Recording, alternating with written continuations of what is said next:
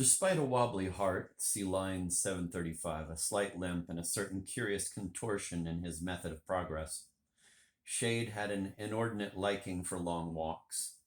But the snow bothered him, and he preferred, in winter, to have his wife call for him after classes with the car. A few days later, as I was about to leave Parthenosis Hall, or Main Hall, or now Shade Hall, alas, I saw him waiting outside for Mrs. Shade to fetch him. I stood beside him for a minute on the steps of the pillared porch, while pulling my gloves on, finger by finger, and looking away as if waiting to review a regiment. That was a thorough job, commented the poet. He consulted his wristwatch. A snowflake settled upon it. Crystal to crystal, said Shade. I offered to take him home in my powerful cramler. Wives, Mr. Shade, are forgetful. He cocked his shaggy head to look at the library clock. Across the bleak expanse of snow-covered turf, two radiant lads in colorful winter clothes passed, laughing and sliding. Shade glanced at his watch again and, with a shrug, accepted my offer. I wanted to know if he did not mind being taken the longer way, with a stop at the community center where I wanted to buy some chocolate-coated cookies and a little caviar. He said it was fine with him. From the inside of the supermarket, through a plate glass window, I saw the old chap pop into a liquor store. When I returned with my purchases, he was back in the car, reading a tabloid newspaper which I had thought no poet would deign to touch. A comfortable burp told me he had a flask of brandy concealed about his warmly coated person. As we turned into the driveway of his house, we saw Sybil pulling up in front of it. I got out with courteous vivacity. She said, quote, "Since my husband does not believe in introducing people, let us do it ourselves. You are Dr. Kinbote, aren't you? And I am Sybil Shade." Then she addressed her husband, saying he might have waited in his office another minute. She had honked and called and walked all the way up, etc. I turned to go, not wishing to listen to a marital scene, but she called me back. "Have a drink with us," she said, "or rather, with me, because John is forbidden to touch alcohol."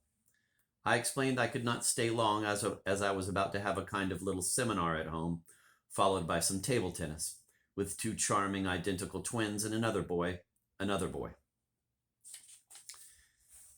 Henceforth, I began seeing more and more of my celebrated neighbor. The view from one of my windows kept providing me with first-rate entertainment, especially when I was on the wait for some tardy guest.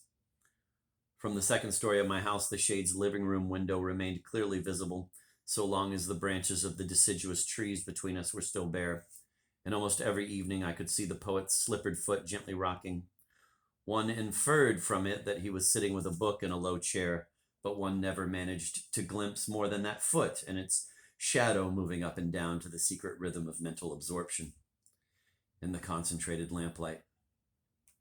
Always at the same time, the brown Morocco slipper would drop from the wool-socked foot, which continued to oscillate, with, however, a slight slackening of pace. One knew that bedtime was closing in with all its terrors, that in a few minutes the toe would prod and worry the slipper, and then disappear with it from my golden field of vision, traversed by the black bendlet of a branch. And sometimes Sybil Shade would trip by with the velocity and swinging arms of one flouncing out in a fit of temper, and would return a little later at a much slower gait, having, as it were, pardoned her husband for his friendship with an eccentric neighbor. But the riddle of her behavior was entirely solved one night, when by dialing their number and watching their window at the same time, I magically induced her to go through the hasty and quite innocent motions that had puzzled me.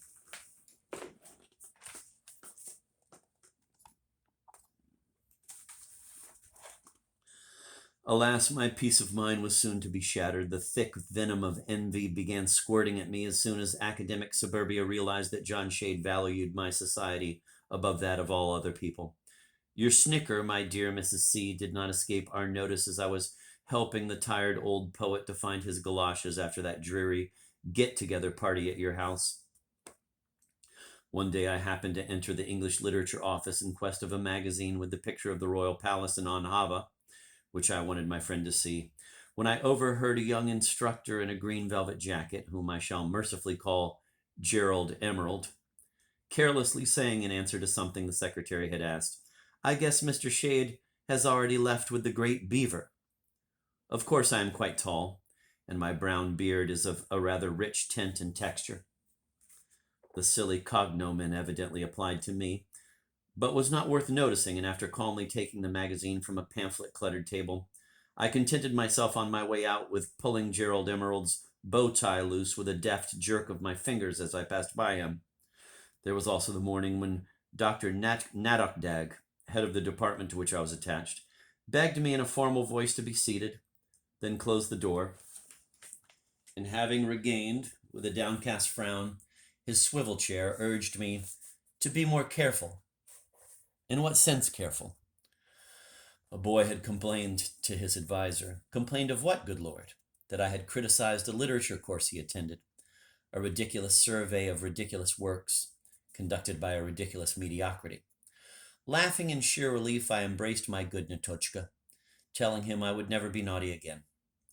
I take this opportunity to salute him. He always behaved with such exquisite courtesy toward me that I sometimes wondered if he did not suspect what Shade suspected, and what only 3 people, 2 trustees and the president of the college, definitely knew. Oh, there were many such incidents. In a skit performed by a group of drama students, I was pictured as a pompous woman hater with a German accent, constantly quoting Hausmann and nibbling raw carrots. And a week before Shade's death, a certain ferocious lady at whose club I had refused to speak on the subject of, quote, the Halle Valley, end of quote, as she put it, confusing Odin's Hall with the title of a Finnish epic, said to me in the middle of a grocery store, quote, "You are a remarkably disagreeable person. I fail to see how John and Sybil can stand you," end of quote. And, exasperated by my polite smile, she added, quote, "What's more, you are insane," end of quote.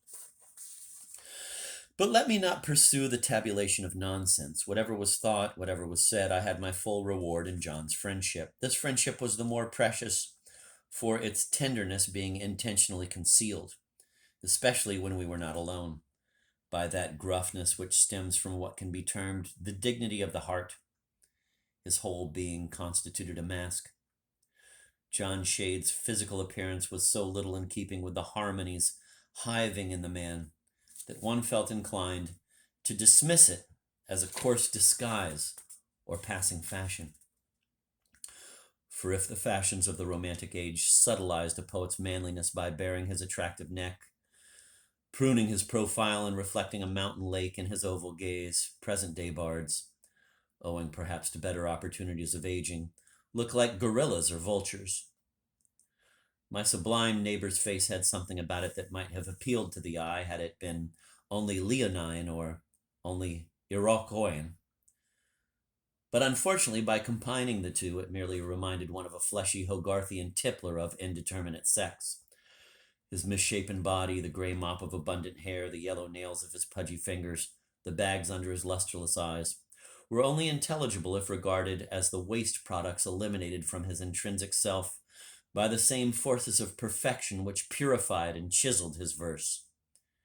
He was his own cancellation.